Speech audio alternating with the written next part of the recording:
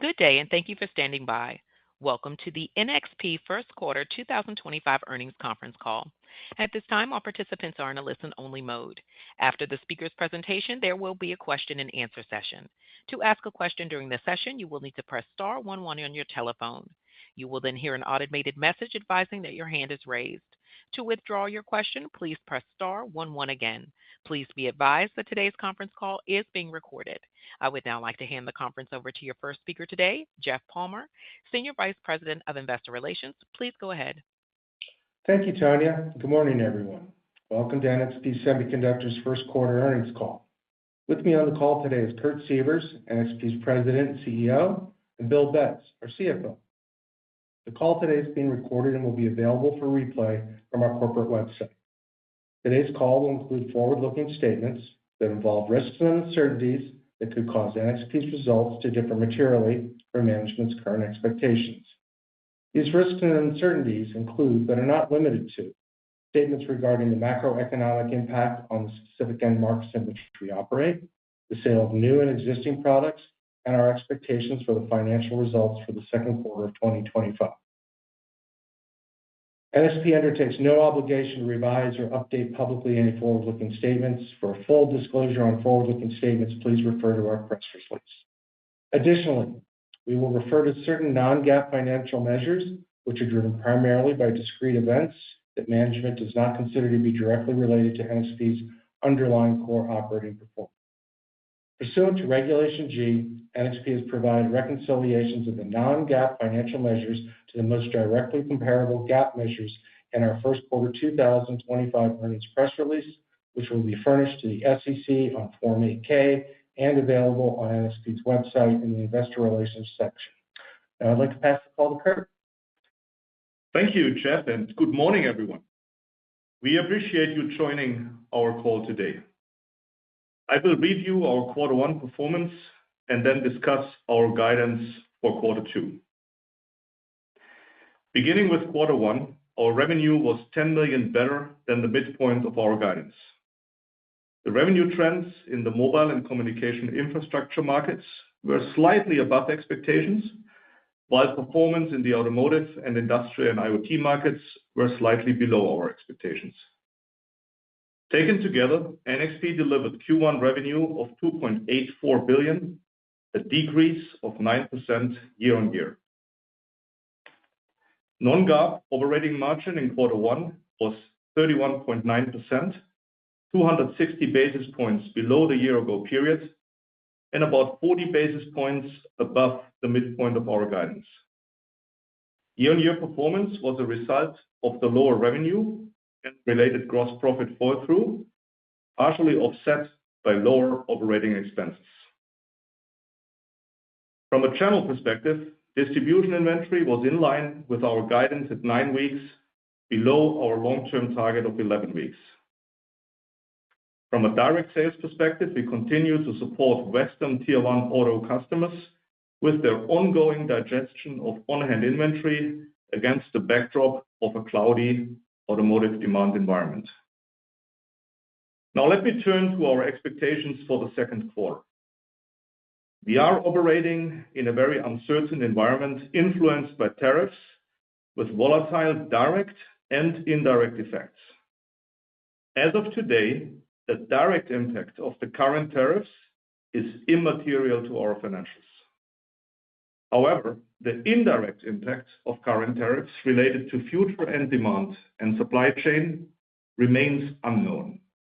As of now, we are not seeing any abnormal customer order pull-ins or push-outs, which could be associated with the tariffs. Other than the potential indirect impacts of tariffs, we are seeing some positive trends. These trends include improving distribution customer backlog levels, as well as stabilized order signals from our direct customers. Additionally, we are experiencing an increase in short-cycle orders, as well as some spot product shortages leading to customer escalations. Taken together, these trends have historically been indicative of the early innings of improving cycle dynamics. Therefore, our guidance reflects these improving cycle trends and the immaterial direct tariff impact, but we have not incorporated any judgment of indirect impact from tariffs. Given the uncertain macro environment, we are only providing guidance for the second quarter. We are guiding Q2 revenue to $2.9 billion, down 7% versus the second quarter of 2024, and up 2% sequentially. At the midpoint, we expect the following trends in our business during quarter two. Automotive is expected to be flat versus quarter two 2024 and up in the low single-digit % range versus quarter one 2025. Industrial and IoT is expected to be down in the mid-teens % range year-on-year and up in the mid-single-digit % range versus quarter one 2025. Mobile is expected to be down in the mid-single-digit % range on both a year-on-year and a sequential basis. And finally, communication infrastructure and other is expected to be down in the high 20% range versus quarter two 2024, flat versus quarter one 2025. Our outlook assumes that we will continue to undership end demand in automotive, and we expect channel inventory to be flattish at 9 weeks against our long-term target of 11 weeks. Before turning to your questions, I would like to review a strategic acquisition which we announced in the first quarter. On February 10, we announced the intention to acquire Kinara for $307 million, an industry leader in high-performance, energy-efficient, and programmable neural processors. This acquisition provides a scalable platform for AI-powered edge-based systems, combining NXP's broad portfolio of processing, connectivity, security, and advanced analog solutions with Kinara's AI NPU hardware and software. We believe there is an inflection point in the industrial and IoT markets, which is creating demand for intelligent edge AI compute solutions. Customers need high-performance, secure low-power processing, which takes place locally at the edge. This eliminates the requirement to connect to the cloud for the execution of AI models in order to meet the critical latency, security, and real-time edge requirements. Kinara already has meaningful customer engagements within the factory automation, building and energy management, healthcare, and smart home end markets. We expect the regulatory approval should be complete by the end of second quarter. The transaction will not have a material impact on the financial model shared at our Investor Day in November. We expect Kinara to be accretive to our current financial model by 2028, and it will accelerate our overall position in the industrial and IoT markets. In summary, NXP's first quarter results and guidance for the second quarter underpin a cautious optimism that NXP continues to effectively navigate through a challenging set of market conditions. We are operating in a very uncertain environment influenced by tariffs with volatile direct and indirect effects. Considering these external factors, we are redoubling our efforts to manage what is in our direct control, enabling NXP to drive solid profitability and earnings. Now, finally, on a more personal note, after deep reflection, I have decided to retire from NXP at the end of 2025. My past 30 proud years with NXP, including 7 years as president and 5 years as CEO, have been hugely fulfilling. I am incredibly thankful for the invaluable privilege to work with so many amazing people and having the opportunity to co-create NXP's future and drive technological leadership for a better world. For 3 decades, I've passionately prioritized and dedicated my energy to NXP and all of our stakeholders. Now the time has come to start planning for a shift in focus on my personal journey. I am looking forward to entering the next chapter of my life in good health, taking more time for family, friends, and personal passions.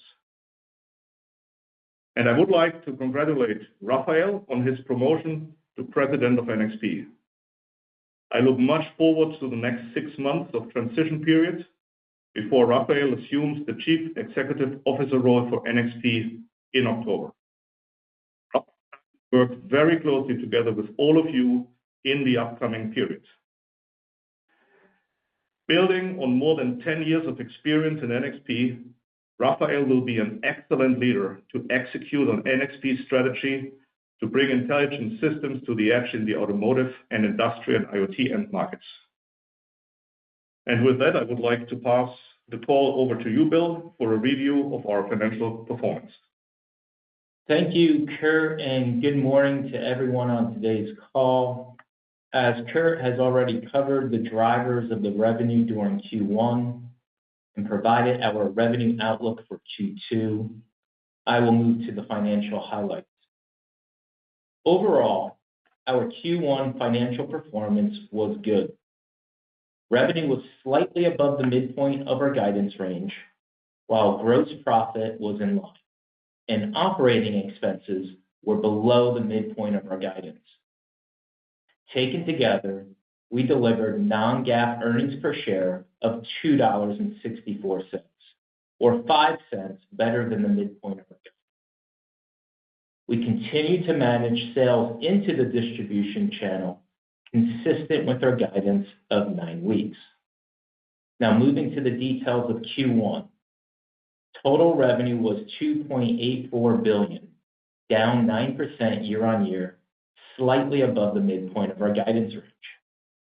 We generated $1.59 billion in non-GAAP gross profit and reported a non-GAAP gross margin of 56.1%, down 210 basis points year on year and 20 basis points below the midpoint of our guidance range due to product and channel mix.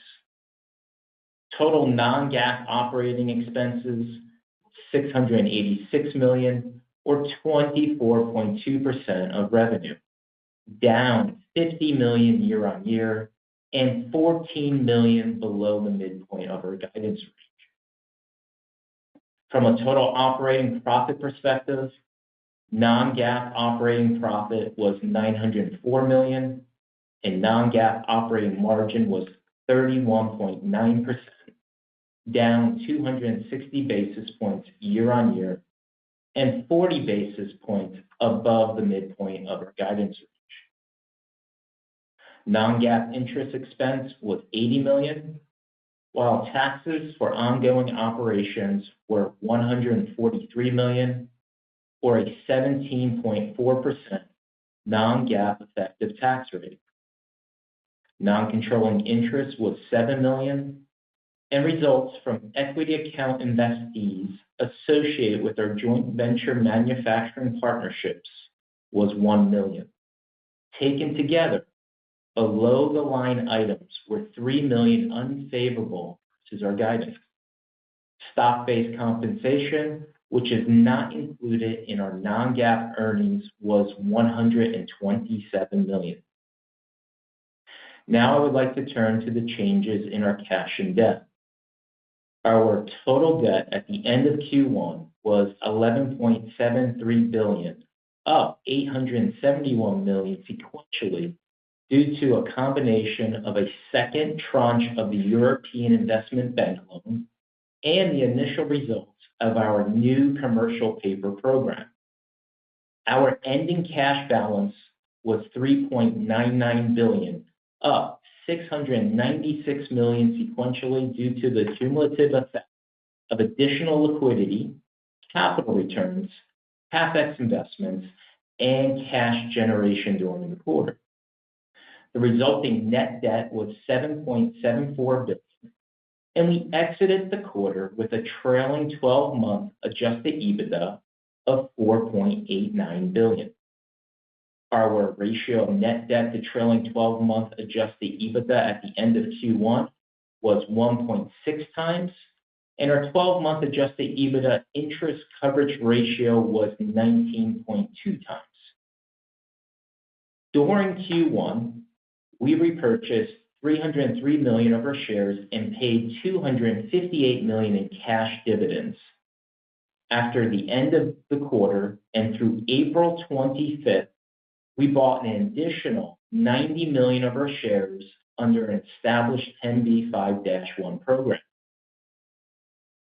Turning to working capital metrics, days of inventory was 169 days, an increase of 18 days sequentially, and flattish on a dollar basis.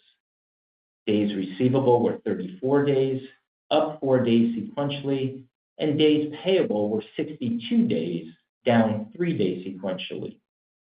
Taken together, our cash conversion cycle was 141 days.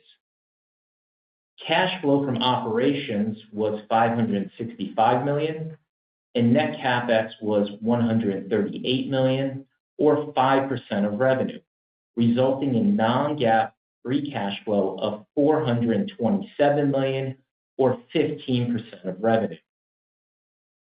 During Q1, we paid a $125 million capacity access fee related to VSMC, which is included in our cash flow from operations. Additionally, we paid $16 million into ESMC, our equity accounted foundry joint venture under construction in Germany, and a $20 million into VSMC, our equity accounted foundry joint venture under construction in Singapore, both of which are included in our cash flow from investing. Now turning to our expectations for the second quarter. As Kurt mentioned, we anticipate Q2 revenue to be $2.9 billion plus or minus about $100 million. At the midpoint, this is down about 7% year on year and up about 2% sequentially. We expect non-GAAP gross margin to be 56.3% plus or minus 50 basis points. Operating expenses are expected to be about $710 million, plus or minus about $10 million.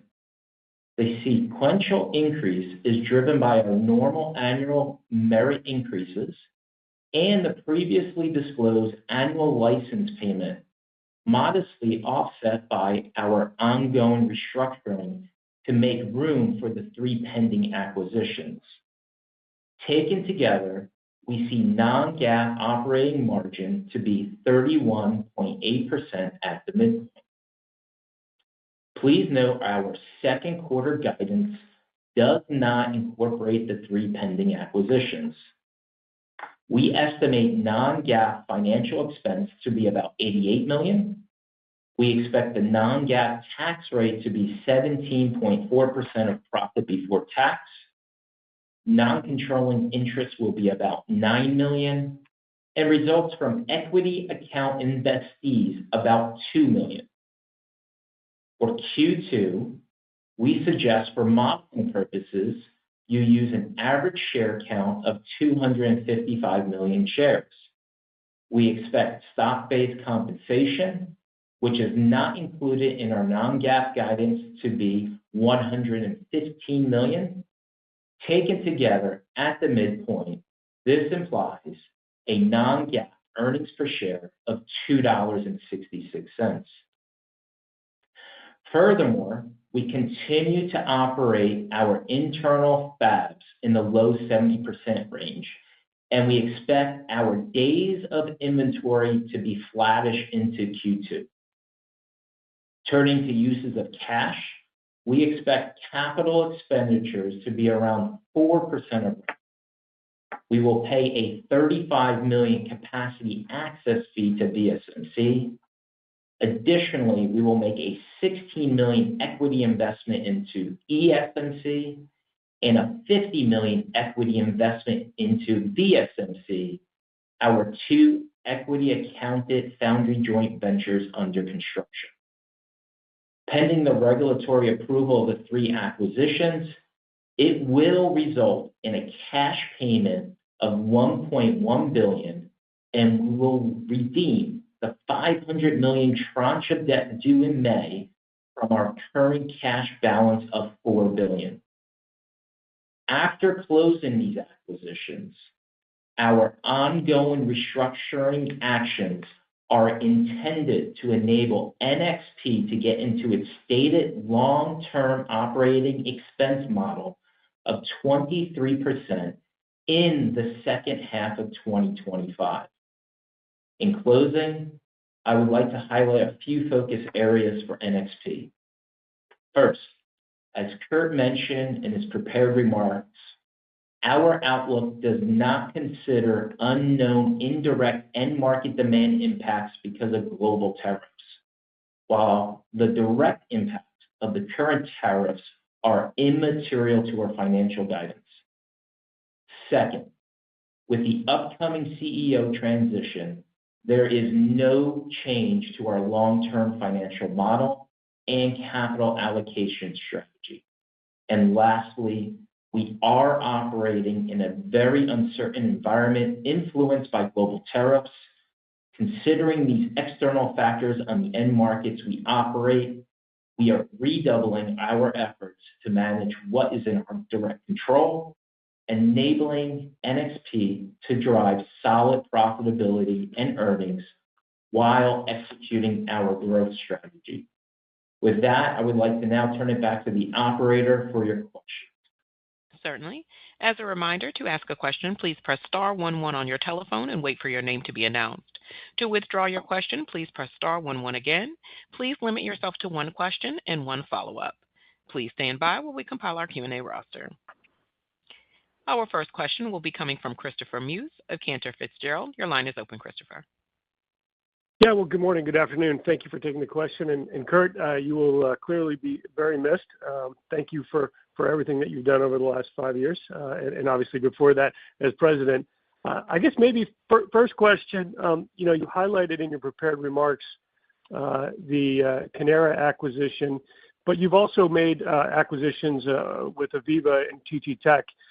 And I guess my question is this: as you think about competition from China in the MCU world, how much of these acquisitions are defensive in terms of a world where MCU discrete purchases probably decrease and focus on software is more important, or conversely more offensive in terms of true differentiation both in the auto and in the industrial side of things, where you look to really separate yourselves?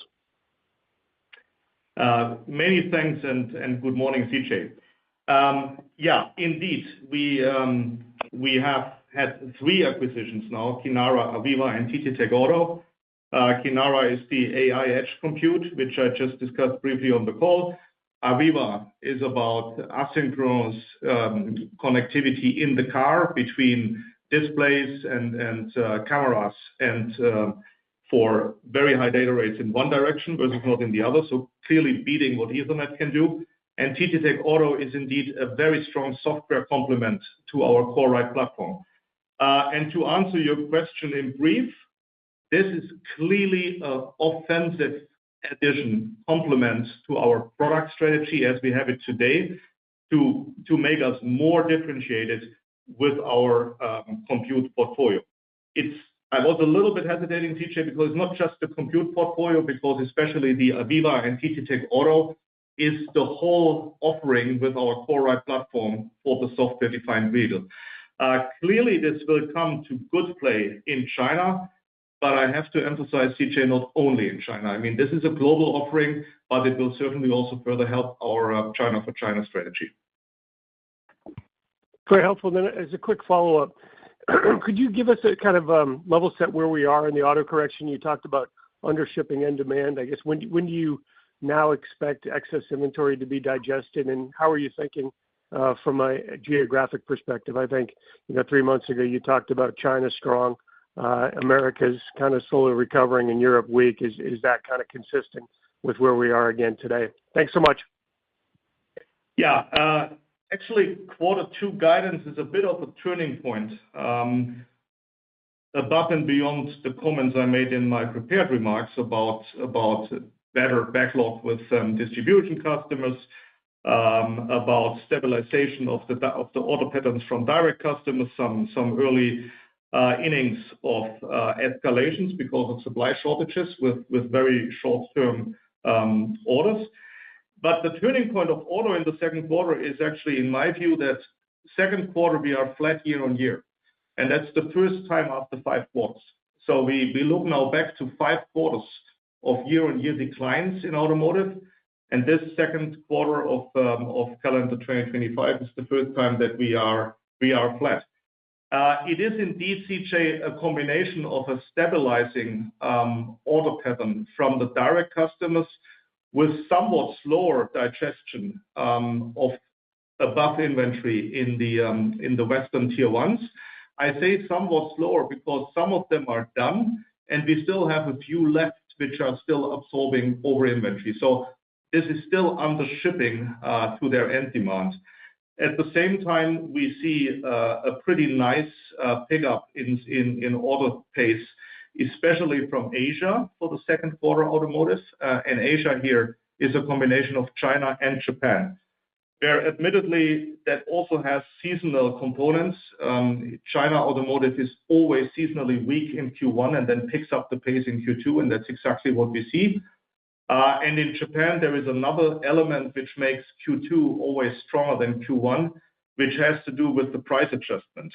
I talked about global pricing in the last earnings call, and I hope I made a clear comment that most of the Western customers, we settle pricing for the full year by January 1st. For Japan, that is by April 1st. And natural customer behavior is that they hesitate to buy before they have the new prices. So Japan was waiting, and that's why we see now an uptick in Japan into the second quarter. Since it will be one of the next questions for sure, I say it upfront. With having all the price negotiations with the large customers now settled for the year, I can reconfirm and with confidence what I said last earnings, which is we will have for this year a low single-digit price erosion for the whole company for the year. So no change to what we said last year. It's just that now the confidence is fully in place since we also closed and operate and execute in Japan. Thanks so much. Thank you. One moment for our next question. Our next question will be coming from Ross Seymore of Deutsche Bank. Ross, your line is open. Hi, guys. Thanks for letting me ask a couple of questions. And Kurt, I want to echo what CJ said. Thank you so much for all your help over the years, and congrats and best of luck in retirement. So I guess my first question is, I know you talked about the direct and indirect not really having an impact on the tariff front, but can you just talk a little bit about how NXP is viewed by the customers and by the various governments? I know where you're technically headquartered, but are you a U.S. company to China? Are you a China for China play? Or does the U.S. consider you a European company? Just trying to talk through the manufacturing footprints you have and the flexibility that might provide. Yeah, thanks, Ross, and good morning. Let me first reiterate indeed what I said about direct and indirect impact. The direct impact of the current tariffs we consider immaterial to our financial guidance. So there is a tiny little bit, but it is immaterial, therefore consider zero. What I did say about the indirect impact is that it is completely confusing because things are changing by the day. I think today is another reiteration planned for the 25% auto. So that keeps changing, and we don't see a consistent pattern. But I would also clearly say we have been very busy talking to all of our customers across the world, asking them what they plan to do, what they have possibly done. And there is neither pull-in nor push-out effects at this point in time. And we also we didn't really foresee anything for the second quarter from an indirect perspective. So that's why the comment in my prepared remarks. The second part of your question is indeed yielding something we essentially see as an opportunity. Especially in China, Ross, we are seen, and of course we position ourselves that way as a European company, very clearly as a European company with a lot of our manufacturing operations given our hybrid manufacturing strategy outside of the US. So that makes us, I'd say, a pretty much appreciated partner for the industry and our customers in China.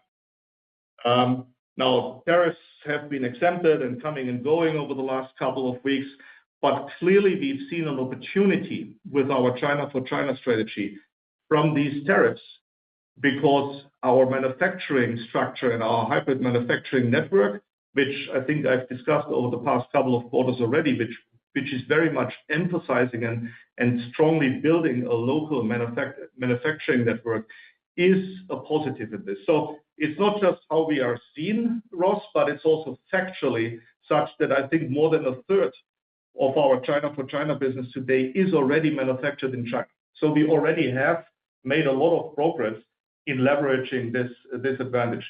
Now, you also asked how are we seen in the US? Well, of course, in the US, we are seen as a US company, which means we are complying with anything that is being asked from us. But I think that the part which gives us potentially a boost, and we try to leverage, is that the Chinese are seeing us as European, and we have already spent, I'd say, 2 years of changing our supply network to be a better partner from a China for China manufacturing perspective. Thanks for that. I guess for my follow-up, I just want to pivot over to the industrial side of things. You gave a lot of color about the order patterns, et cetera, and automotive channel versus direct, et cetera. We've heard from other companies that they're seeing some of the green shoots, and I know those are dangerous words these days, but nonetheless, in the industrial business, I just wondered what you're seeing on that side of things, both kind of direct or geographically, and then, of course, via the channel. Yeah, as a precursor to this, I'm a little bit humble when it comes to looking at NXP as a bellwether for the industrial sector. I mean, we are comparably small, so I'm a little bit careful in taking my commentary now as a strong direction for the whole industry.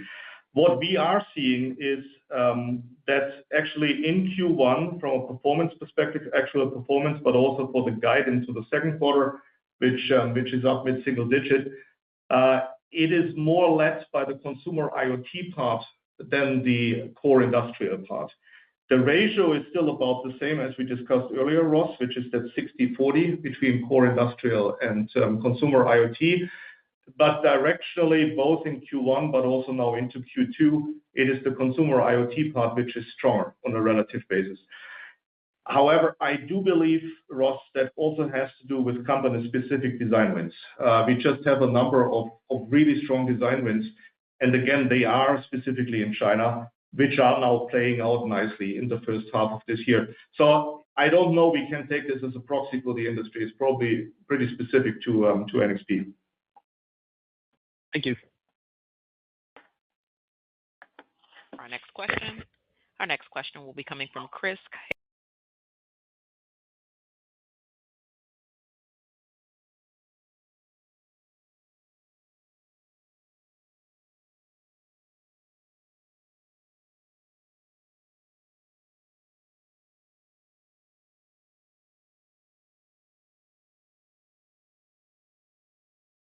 Caso of Wolfe Research. Your line is open, Chris. Yes, thank you. Good morning. I wonder if you could expand a little bit on some of the comments you made on your China for China strategy, and I guess how far that progresses, and I guess ultimately within China, how much of your China revenue do you expect to be able to supply domestically, and under which time? And then maybe you could speak a little bit to the U.S., obviously, because that's something we're waiting the regulations, and how much of the U.S. you'd be able to satisfy from a U.S. fab. Yeah. So good morning, Chris. First of all, the China for China strategy has two legs. One is the manufacturing leg, which I will expand on in a second. The other one, I think structurally or strategically even more important, is the road mapping and product generation dedicated for Chinese customers with a consideration of them as lead customers, given that they are really setting the pace now in the automotive and industrial sector when it comes to innovation. And I might have talked last fall about the fact that I even changed the management team of NXP to the extent that I have a leader now directly reporting to me who runs the China business to make sure we have full visibility on the highest level in the company on the specific product needs. So the product road mapping is a very important strategic element. Now, back to your question on the manufacturing side, we have currently about, by the way, everything I say now is wafer manufacturing. There is different considerations when you think about back-end test and assembly versus front-end wafer manufacturing. I speak now about wafer manufacturing, where we have about 30% capability at the moment to supply, or not only capability, it's actually what we do to supply for our China business. So from the revenues which we currently ship China for China, 30% are actually sourced in China. And of course, we work hard to expand this. Now, don't assume that the rest is in the US. You know that we have 60% of our overall wafers coming from foundries, which are typically not in the US. So we have a much higher number, which is non-US sourced, which is then from Europe and other places in Asia, serving China. So it's a much higher number than the 30%, which is already in China. But again, we want to work this as high as possible, as soon as possible, to have maximum independence here relative to possible tariffs to that end. I would actually say, Chris, the tariffs, of course, are now adding uncertainty and complexity, but the China for China strategy, which I can speak about here, is not something we now suddenly did because of the tariffs. We've had that actually in place for probably more than 2 years, given the revenue opportunity which we see for our core markets, automotive and industrial in China, where we just see that the industry in China is leading the pack now from a global perspective, which is why we've been leaning into this already for a longer time.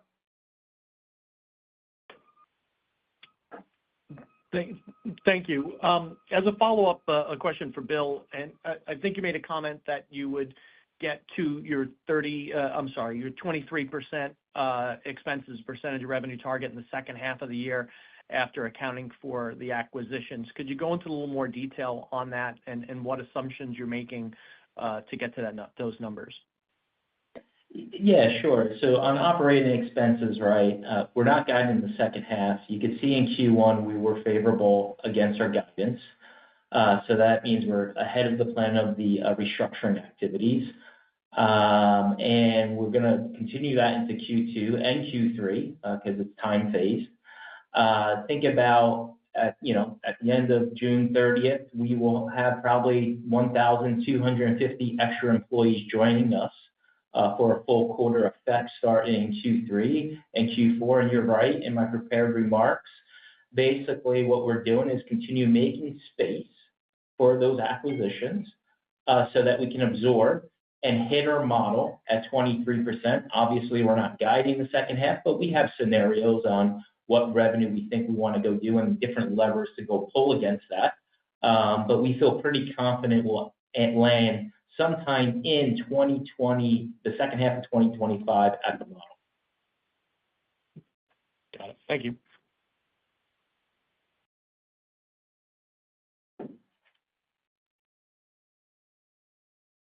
Tanya, we'll take the next caller. Thank you. And our next question will be coming from François Bouvignies of UBS. Your line is open, François. Thank you very much. And again, Kurt, thank you very much for your help. And you will be missed. Sad to see you leaving, but well deserved, I have to say as well. The two questions I had is on, firstly, on you said, Kurt, that you don't see much pull-in so far and, not much impact there in terms of order behavior. Obviously, you managed very well during COVID, the inventories in the channel. So my question is, if you were seeing some pull-in at some point, would you allow your customer to increase their inventories, or would you control it the way you did during COVID? I mean, how do you want to play this dynamic here, given, your customers, maybe they would like to increase the buffer and inventories maybe above some level that you would like to see? Yeah, thanks, and good afternoon, François. And by the way, I'm still around for full half year, so this is not a good line for. Not yet. On the pull-ins, so yes, I first of all reconfirm through Q1 and through quarter to date Q2, we have not seen pull-ins. I say that very explicitly. We checked it very carefully, customer by customer, because we wanted to be sure that this is clean of that. If it was to happen, I think the underlying policy, François, continues to be we don't want this. We don't like that. Now, there could be specific reasons in specific cases with specific customers where they can explain us why it makes sense and we might want to do it. But I would say, especially on the distribution side, which is more than 50% of NXP, I think I said in my prepared remarks, we want to stay flat to the 9 weeks inventory into the second quarter, where again, we wouldn't want to allow it. And I also said, and I don't know, CJ or Ross asked earlier, we are still busy with some tier one automotive customers to digest inventory. And for that same reason, we don't have a hell lot of appetite to consider pull-ins. So I'd say with possible exceptions, always in the range of the normal, we don't want that. We would not want to support it. Great. Thank you, Kurt. Maybe my follow-up would be for Bill on the gross margin side. I mean, your inventory days are relatively high. When you look at history, you said you think it will be flat. And then when I look at the gross margin, you are around 56, low 56 in H1. I looked at the consensus; it has more than 57% gross margin in the second half of the year. So how should we think about the gross margin here? Because it seems tricky to get a big improvement of gross margin with inventories having to come down on your balance sheet, maybe not in Q2, but in Q3, Q4. So can you help us, or reassure us on the gross margin side trajectory in the second half of the year? Can it go up despite inventories coming down on your balance sheet? And maybe you can remind us, the mix effect. Sure, absolutely. Very fair question. So let me just repeat. In Q1, we had a slight miss driven by our product and channel mix. And if we hold everything equally and going into Q2, we're just saying, okay, right now our order book's pretty full. We actually see the mix, and it says similar mix as Q1, and we're getting the fall through on the higher revenues over fixed costs. And that's why we guided the 56.3. Now, without providing guidance for the second half of 2025, the best way to think about our gross margin is a function of revenue levels before any of our company-specific drivers to influence it. So, for example, at a $13 billion revenue annual number level, we will feel very confident at 58%, plus or minus. $12 billion, 57%, $11 billion, 56%. And again, that's that plus or minus 50 basis points. And we've demonstrated those levels in the past. Now, from an upside perspective, we obviously have these additional levers to drive gross margin much higher.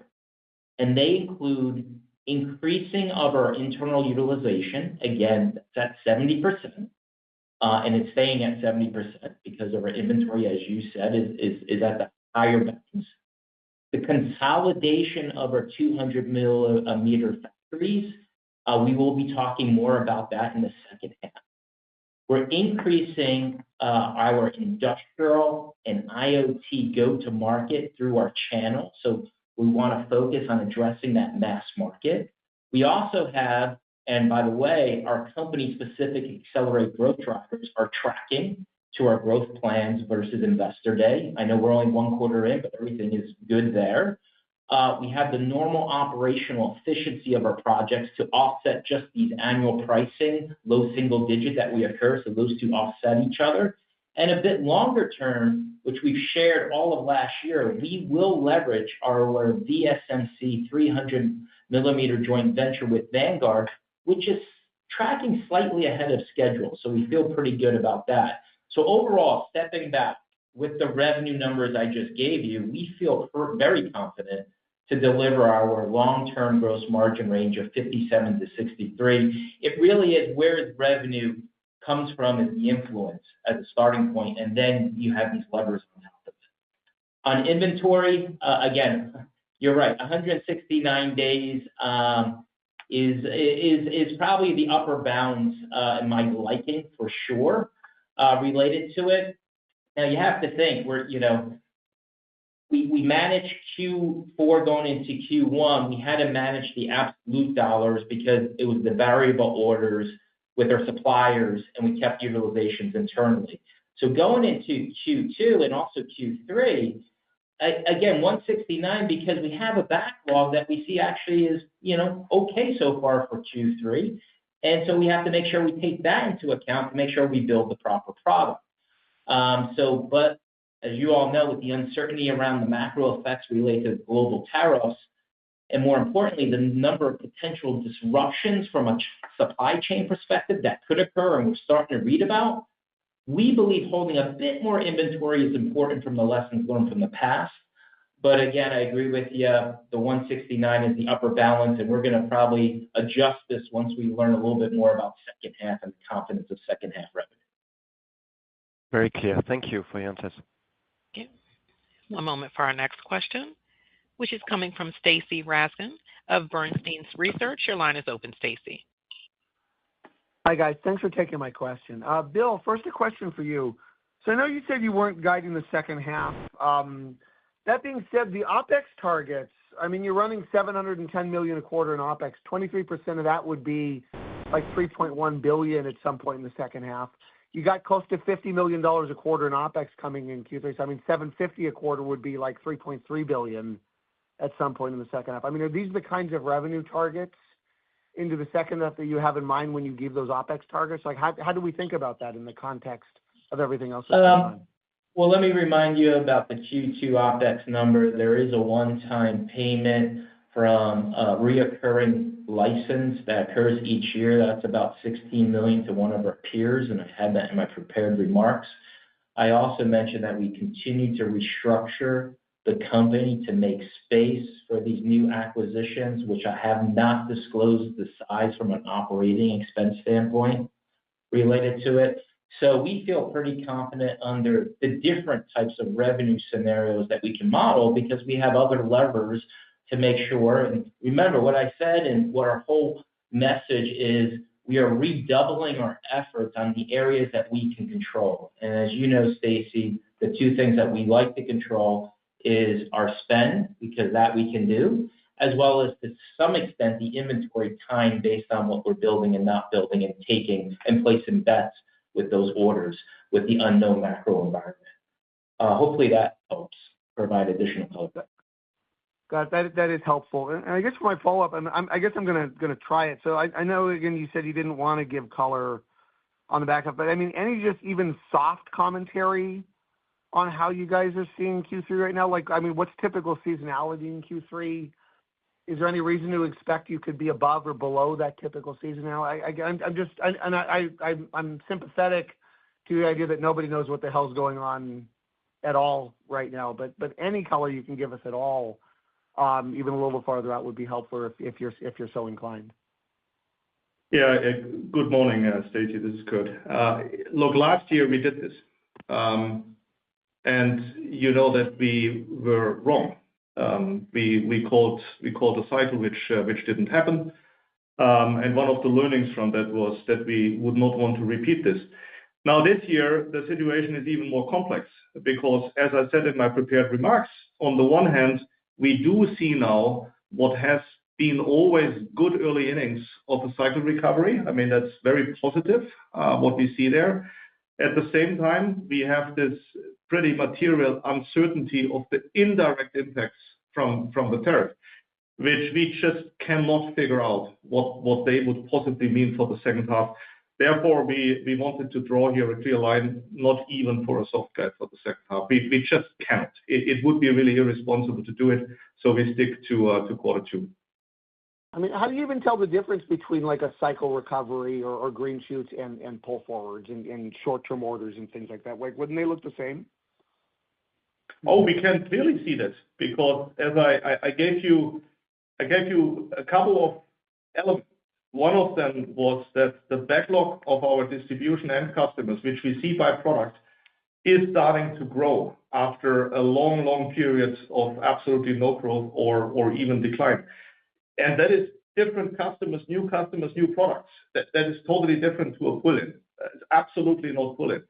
I also talked about a nicely stabilized order pattern from our direct customers, which has been in decline for a long period and has now stabilized across the board, which is not a pull-in because it's far too even to be a pull-in. So we think we can clearly differentiate between those because, as I said earlier to, I think, François, we want to avoid to entertain pull-ins and increase inventories again. So, Stacy, that's for us a pretty focal point. So therefore, no, let's stick to the second quarter and see how that plays out with the uncertainty which is provided to us from the tariff landscape to our customers. You know, Stacy, what we do is we speak to our customers, and that's where that uncertainty comes from. I mean, it's not us inventing it, but we have no better source than speaking to our customers, big and small, across the different segments, and they have no idea what the second half should look like. So how should we make it up? Yeah, no, I get it. That's helpful. Thank you so much. I appreciate it. And one moment for our next question. Our next question will be coming from Vivek Arya of Bank of America Securities. Your line is open. Thanks for taking my question. Kurt, I just wanted to go back to these, the green shoots that were discussed, because when I look at your Q1 results, auto and industrial sales, industrial IoT sales are actually modestly below expectations. I think the upside came from mobile and the comm segment.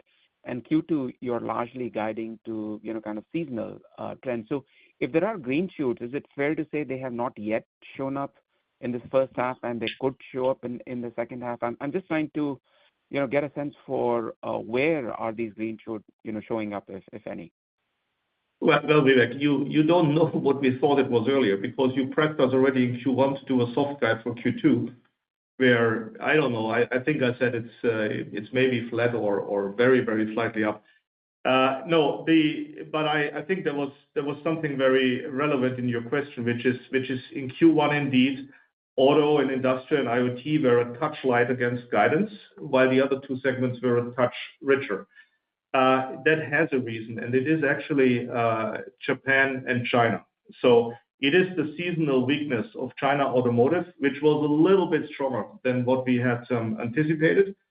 Again, we know that was to happen, so it was forecasted, but not to the full extent it came. And in Japan, I think I talked about this earlier, it is the price change, which is leading customers to finally, and mind you that for several years we have either increased prices or kept them flat. Now, it was the first time that we offered a low single-digit price decline for customers also in Japan. So they were eagerly waiting and held actually back to purchase until they could enjoy the quarter two prices. So it's a bit of it's kind of specific. And for quarter two, we see things coming up. What you don't see, Vivek, is of course what underneath is still at work from an inventory digestion perspective with the tier one automotive customers, which is kind of fogging some of the nice uptake which we are seeing. But again, you didn't hear me calling the cycle, Vivek. I said we see now trends which are or have been in the past, and I would say also now indicative of early innings of a cycle recovery. But it's certainly not at the stage that we would say with bells and whistles, everything is jumping up. That alone would not be given, simply given the uncertainty which our customers face from tariffs. Got it. And for my follow-up, the last, I think, forecast that we saw from IHS or S&P was for light vehicle production to be down, I think, kind of low single digit. So let's assume that that is the case, right, including all the effects of tariffs and whatnot. So if that is the industry backdrop, what does that tell us about what NXP's automotive business could do this year, given all your company-specific growth drivers? Thank you. Well, let me confirm, Vivek, that indeed S&P just published their latest forecast for the year, which says the SAAR is going to be down by almost 2% this year, which compares to a flat line last quarter. So it has degraded, which maybe or maybe not is a consequence of the tariff fears. It could be. But the matter of the fact is indeed it is now a 2% decline in the forecast versus a flat line before. As we said earlier, we are not guiding the year, and we are also not guiding the year for automotive, Vivek. However, the much bigger role it continues to play the content increases.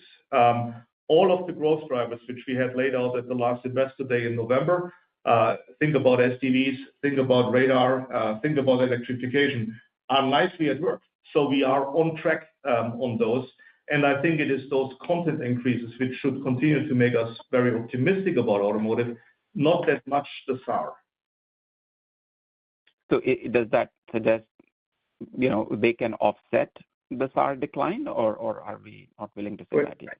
Hey, Vivek, I'll take that. I really think we're going to hold off giving any real color on where the second half could be revenue-wise. And you also have to remember, our revenue does not synchronize with global production quarter per quarter. Right? There's always a 6-month or so lag between when we recognize revenue and when a car comes out of a factory somewhere in the world that's counted in SAR. But we really do want to respectfully not address revenue targets or potentials in the second half. Understood. Thank you. Good luck. Sure. Tony, this will probably be our last analyst question, if you would. Certainly. And our last question will come from Mark Lipacis of Evercore ISI. Mark, your line is open. Great. Thanks for taking my question. And Kurt, congrats on your retirement. Really appreciate all your great insights and help over the years, and wish you luck. The question, Kurt, is for you. Every 2 to 3 years, there's like a new theory on inventory stocking that gets proposed. Before COVID, it was just in time, and then and then during COVID, it became just in case, and now it's just in time. And I think our own checks are consistent with your own that some of the tier ones are well below normal for their inventory stocking on semis at least. And my question is about what would you expect on a restocking cycle? Are you of the view that something has foundationally changed, like you and your semiconductor peers keep inventories well above normal and your lead times lower than they had been historically, and then downstream your supply chain feels comfortable with the idea of just keeping things very low, and then you don't really benefit from a restocking cycle? Or are you of the view that really nothing has changed and this is all driven by lead times, and when lead times stretch, everybody's just going to restock again? I fear, Mark, I have a bit of a frustrating answer. It's more the latter than the first. I'd say more than, because there are notable exceptions to this. I don't think that semiconductor companies in general will hold more inventory, because it would be just the wrong inventory. That always creates a mix issue. What has got better in several cases is the communication and the alignment between customers and us on understanding the future, on understanding where could be bottlenecks. And of course, given the whole geopolitical turmoil, there is also a more sophisticated, diversified supply chain in place now across the world, which eventually helps going forward. But fundamentally, Mark, I fear, as an industry in total, intellectually, we've all learned a lot. Practically not much of that is actually happening as we speak. The working capital pressure across the supply chain is just too high to allow that to happen. With that, I guess, Jeff, that was the last question. Let me, Mark, have a follow-up? Yeah. Oh, yeah, sure. No, that's all I had.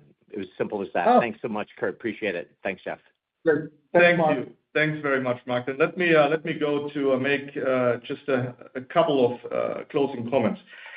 We have now a very interesting crosshair situation between what I would call a significant macro uncertainty offered by the tariffs, with the current tariffs more the indirect impact of them rather than the direct, which is immaterial for us, standing against the clear early innings of a cycle recovery.